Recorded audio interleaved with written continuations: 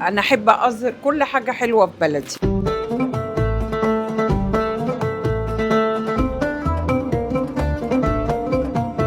مصر أم الدنيا. اكتر حاجه بلاحظها يعني حضرتك من اكتر النجمات طبعا. محبه للي حواليكي، محبه لبلدك، محبه طبعاً. لزمايلك، فدي حاجه ظاهره في تصرفاتك الحقيقه. أنا أحب أظهر كل حاجة حلوة في بلدي، وأي حاجة حلوة في الفن، في المطاعم، الشوارع، الأماكن، المهرجان، أي حاجة إيجابية تلاقيني أجي أصورها. بصوا شوفوا، يا جيت هنا فرحت، إيه ده؟ إيه الحلاوة دي؟ شوفوا كمال الشناوي ونادية لطفي طلعوا على وسط الطيران، يا حاجة أثرت فيا.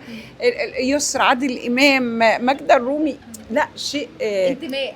فجيت صورت. الناس لازم تشوف الحاجات الحلوة دي. اخر حاجه، اختاري مدينه تحبي تعرفي الناس اللي بره مصر عنها اكتر. بصي، احنا عندنا مدينة تحفة، هي معروفة للي بره مصر، لكن اللي جوه مصر شوية مش بيعرفوها ومعلهاش رجل كتير من اللي جوه مصر، لكن بره مصر بيجوا كتير. والمدينة دي أنا شايفة من أهم المدن اللي عندنا في مصر، محتاجة دعاية أكتر زي المحافظات التانية والأماكن التانية. سيوة أعمل مهرجان علاجي، فهعمل حاجة سياحة علاجية في سيوة علشان خاطر الناس تروح وتتعالج فعلا، لأن الناس هناك دي منطقة فيها علاج مهم جدا.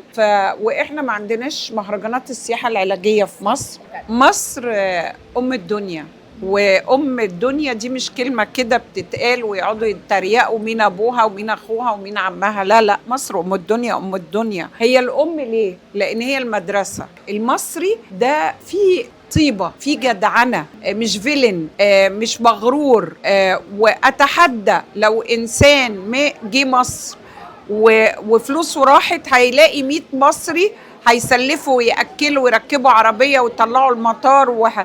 فالجدعنة اللي موجودة في المصريين دي مش بقى خفة الدم بقى بتاعت المصريين، والقعدة على القهاوي مع الناس المصرية البسيطة الجميلة في الحسين، مش هتلاقوها في أي حتة في الدنيا دي كلها.